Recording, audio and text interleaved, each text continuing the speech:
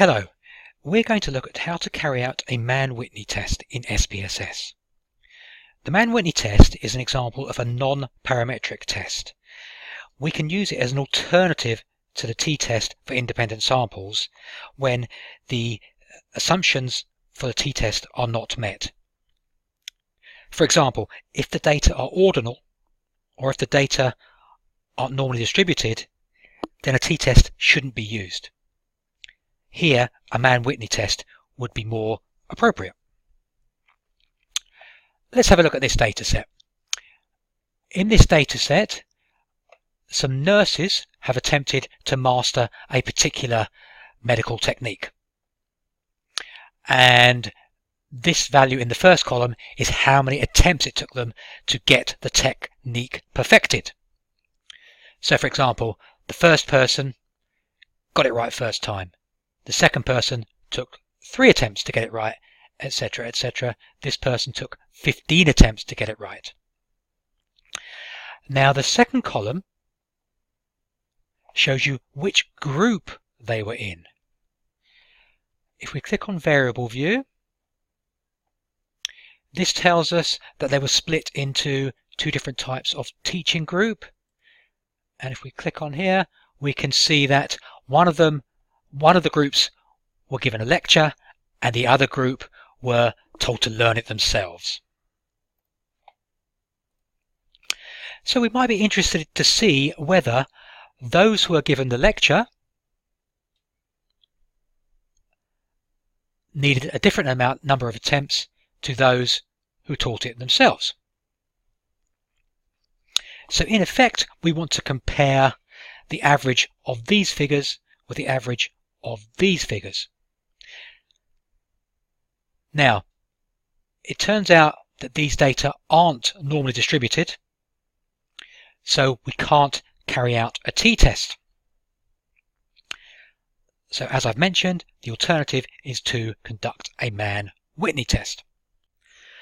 The first thing it's worth doing is comparing the averages between the 2 groups.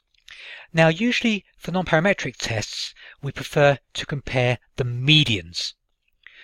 So to obtain the medians for the 2 groups, we click Analyze, Descriptive Statistics, Explore. The thing we're measuring we drag into the dependent box. The groups we drag into the factor box. Select Statistics and then select Percentiles. Click Continue and OK. And if we look at our output file, this is the table we're interested in.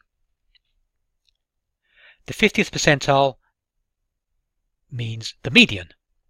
So we can see that the average or median number of attempts it took those who attended the lecture was 3, whereas those who learnt it themselves took on average 5 attempts to perfect this particular technique.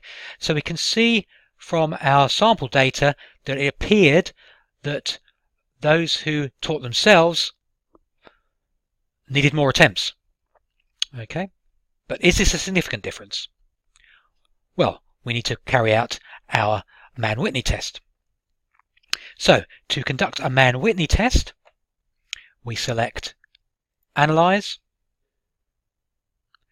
Non-parametric tests, Legacy dialogues, to independent samples. Independent samples because there are 2 different groups of people. The thing we're measuring we drag over to the variable box, number of attempts, and the groups we drag into the grouping variable box. Now we need to tell SPSS the numbers we gave to the groups. So if we go back to the data set, we can see that they were given a value of 1 or 2.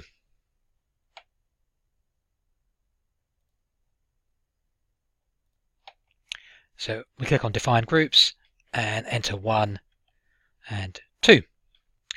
Click continue, ensure that Mann Whitney is selected, and then click OK.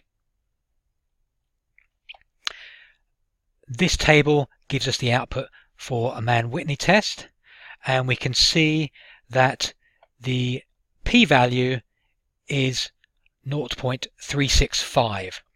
So it's greater than 0.05. So there isn't significant evidence of a difference in the number of attempts between the two groups, which maybe is surprising.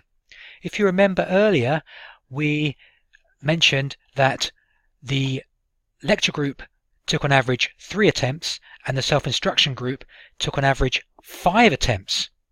So even though there was a difference in our investigation, there wasn't a significant difference. There wasn't evidence that the difference would be true for the whole population. One of the reasons we probably haven't found enough evidence is because we did have quite small sample sizes, and it is difficult to find significant evidence when you do have small sample sizes.